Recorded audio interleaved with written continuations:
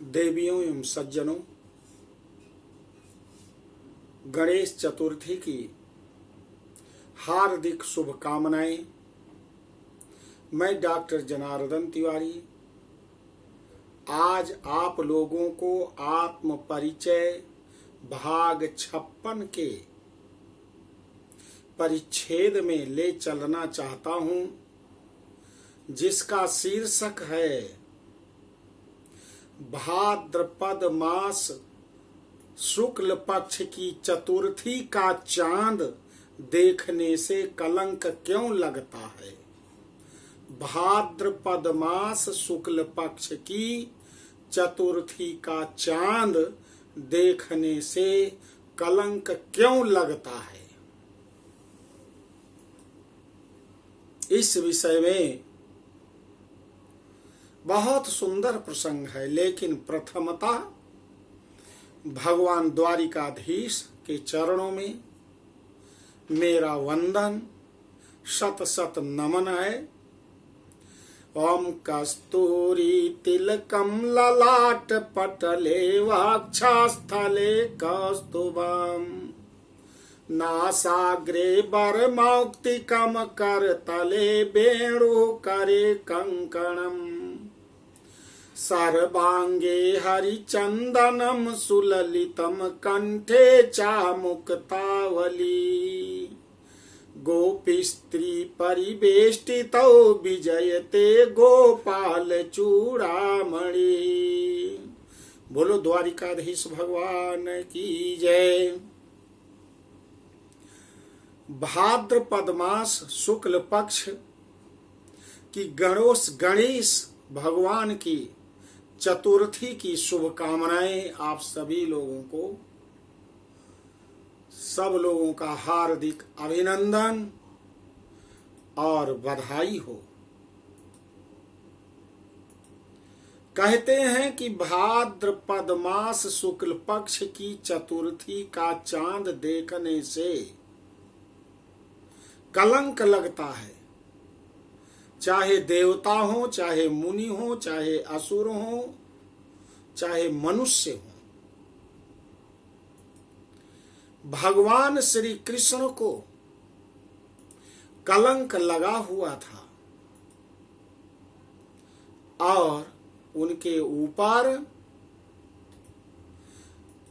हत्या करने का झूठा कलंक लगाया गया था। आइए इसके विषय में हम जानना चाहेंगे। भगवान गणेश जी गजानन है। ओम विघ्नेश्वराय वरदाय सुरप्रियाय लंबोदराय सकलाय जगद्दिताय नागाननाय श्रुति यज्ञ विभूषिताय गौरी सुताय गणनाथ नमो नमस्ते। एक बार की बात है, भगवान गणेश जी अपनी जन्म तिथि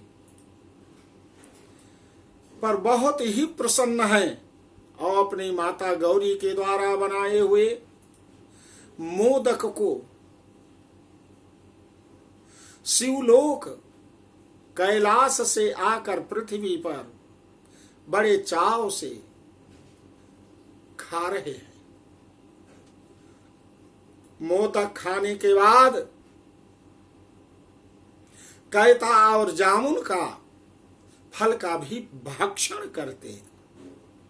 जैसा कि कहा गया है, गजाननम भूत गणादि सेवितम कपित्थ जम्बो फल चारु भक्षणम उमासुतम शोक विनाश कारकम नमामि विघ्नेश्वर पाद पंकजम। कपित्थ और जामुन उन्हें बहुत ही प्रिय है। आकाश में चंद्रमा अपने सौंदर्य और शीतलता पर बड़ा गर्व करते हैं। उन्होंने गजानन भगवान को देख करके हंसी किया, उनकी खिल्ली उड़ाई कि देखो कैसा खूबसूरत मैं हूं और शिवपुत्र कैसा बदसूरत है। भगवान गणेश ने इस हंसी और इस अपनी खूबसूरती के अभिमान पर इठलाते हुए चंद्रदेव को देखकर गणेश जी ने कहा, जाओ चांद, मैं तुम्हें अभिशप्त करता हूं कि तुम्हें देखने वाला कोई नहीं होगा। तुम्हारी इस खूबसूरती, इस सौंदर्य को जो देखेगा वो कलंकित हो जाएगा। अब इतना सुनने के बाद चंद्रदेव बड़े दुखी हुए। क्या करें? समस्त नक्षत्र मंडलों की मीटिंग हुई और महाराज दक्ष प्रजापति भी उपस्थित हुए। कहा, चंद्रदेव, किया तो आपने बहुत ही गड़बड़ है।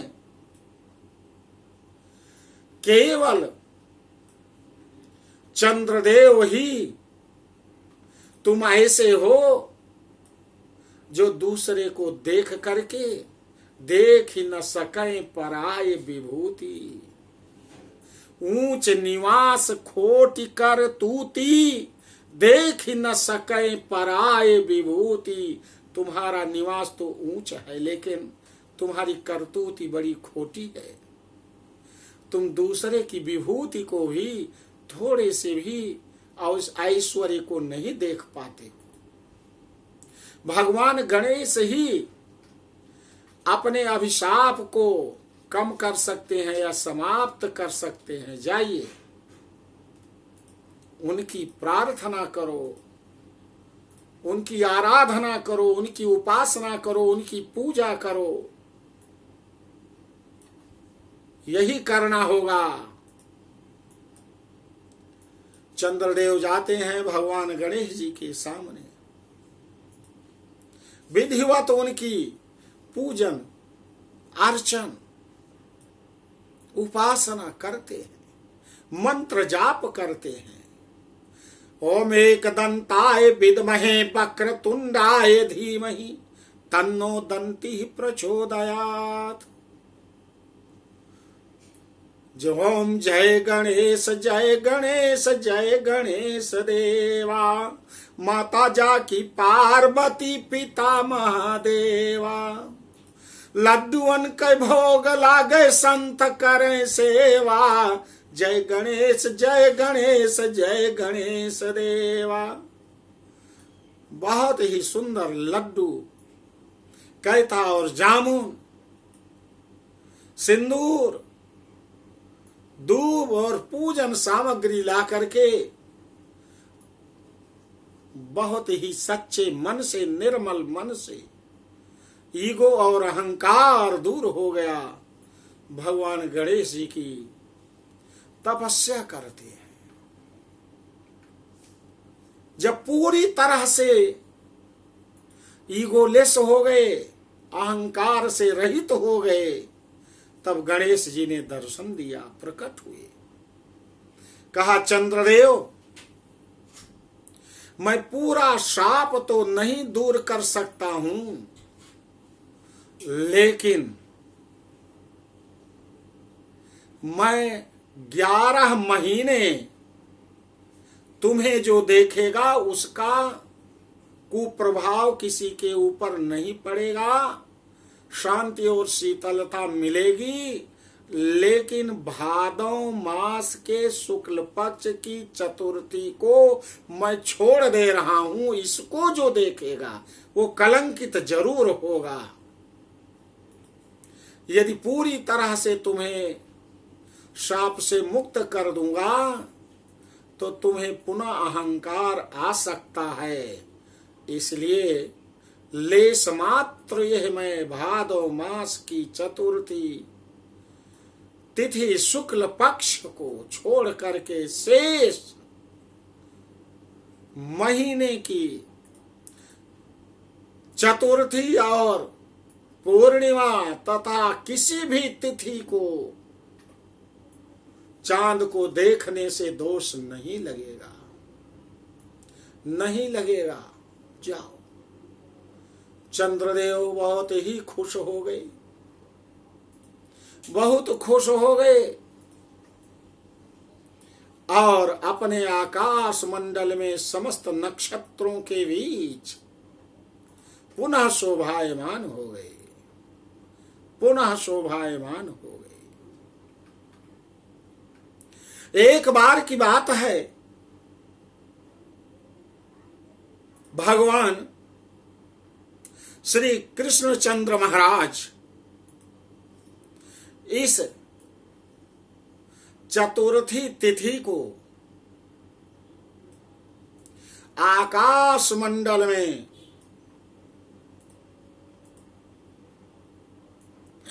चंद्रमा के द्वारा प्रणाम किए जाने पर उनकी तरफ देख लिया, जिसका परिणाम यह हुआ कि भगवान श्री कृष्णचंद्र महाराज को हत्या का दोष लगा। कैसे? द्वारिकापुरी में सत्राजित और प्रसेनजित दो भाई अहीर नवयुवक निवास करते हैं। दोनों बड़े धर्मनिष्ठ हैं। सत्राजित सूर्य भगवान का परम उपासक है। आकृष्णेन रजसा वर्तमानो निवेशयन मृतम मर्तयंचा हिरण्येन सवितारथेन देवो याति भुवनानि पश्यन् जपा कुसुम संकाशम काश्यपेयं महादुतिम तमोवरिम सर्व पापाघ्नम सूर्यदेवं प्रणमाम्यहम्। सूर्यदेव को नित्य अर्घ्य देता है, प्रणाम करता है। सूर्यदेव सत्राजित की इस तपस्या से प्रसन्न हो गए और उसे श्यामंतक मणि प्रदान किया और कहा, सत्राजित, यह मणि की विशेषता है कि प्रतिदिन 8 भार सोना यह आपको प्रदान करेगी। श्यामंतक मणि को लेकर के आते हैं सत्राजित। प्रतिदिन 8 भार सोना उनको, भार का मतलब बोझा होता है, जितना व्यक्ति अपने सिर पर जितना भार ले जा सके उससे ले जाया जा सके सहजता से, उसे भार कहते हैं। 8 व्यक्तियों के बोझे के बराबर सोना नित्य प्रतिदिन श्यामंतक मणि देती है। भगवान कृष्ण को लोगों ने कहा कि प्रभु ये श्यामंतक मणि आपको मिल जाए तो बहुत अच्छा है। भगवान श्री कृष्ण की तरफ से उनके दूत सत्राजित के पास जाते हैं, प्रसेनजित भी है, और कहा, हे सत्राजित, द्वारिकाधीश को यह श्यामंतक मणि दे दीजिए और उनके खजाने में सोने के बहुमूल्य भाव से उनका खजाना बढ़ेगा तो जनता का हित ही होगा। सर्वे भवन्तु सुखिनः सर्वे सन्तु निरामयाः सर्वे भद्राणि पश्यन्तु मा कश्चित् दुःख भाग भवेत्। किसी को किसी प्रकार का दुख नहीं होगा। लेकिन सत्राजित ने नहीं दिया। कहा, मैंने अपनी तपस्या से प्राप्त किया है और मेरे द्वारा प्राप्त किए जाने इस श्यामंतक मणि पर द्वारिकाधीश की दृष्टि लालायित हो गई है, नहीं दिया और अपने भाई प्रसेनजित को दे दिया। प्रसेनजित उस श्यामंतक मणि को अपने गले में लटका करके आखेट करने निकल गया। सफेद घोड़े पर बैठा, एड़ लगाई और घोड़ा बहुत तेजी से पवन वेग की गति से आगे बढ़ता जा रहा है। कंदराओं, गुफाओं और जंगलों में भ्रमण करता हुआ बहुत दूर निकल जाता है प्रसेनजित घोड़े पर। घनघोर और भयंकर कंदरा वाली गुफा के समीप जंगल में एक शेर मिलता है, दहाड़ता है, शेर से युद्ध होता है। अंत में उस सिंह ने प्रसेनजित को मार डाला और मार कर खा लिया और श्यामंतक मणि वहीं पर पड़ी हुई है। उस गुफा में त्रेता युग के जामवंत महाराज रहते हैं और एक दिन अपनी पुत्री को लेकर के बाहर घूमने के लिए गुफा से बाहर आते हैं तो देखा उस श्यामंतक मणि को और उसे उठा लिया। कहा, बेटी यह तुम्हारे खेलने की वस्तु है, इसे तुम खेलना ले चलो, और गुफा में चले गए। इधर सत्राजित बहुत दुखी हुआ भाई के न लौटने पर और द्वारिकाधीश पर झूठा कलंक लगा दिया कि श्यामंतक मणि के लोभ में द्वारिकाधीश ने मेरे भाई की हत्या कर दी और श्यामंतक मणि को चुरा लिया। श्यामंतक मणि को चुरा लिया। देवियों और सज्जनों, प्रथम भाग में मैंने आपको यह बताया है, जरूर अच्छा लगा होगा। तो कृपया आपसे करबद्ध निवेदन है, वीडियो को लाइक करें, शेयर करें, देखें जरूर अंत तक। इसका दूसरा भाग अगले परिच्छेद में, अगले उपभाग में बताऊंगा। और जिसने एक बार भी सब्सक्राइब नहीं किया है तो वीडियो को एक बार सब्सक्राइब कर दीजिए। दोबारा नहीं करना होता है, बार बार करने से अनसब्सक्राइब हो जाता है। तो आप सब्सक्राइब करिए और दूसरों के पास शेयर करिए। बोलो द्वारिकाधीश भगवान की जय।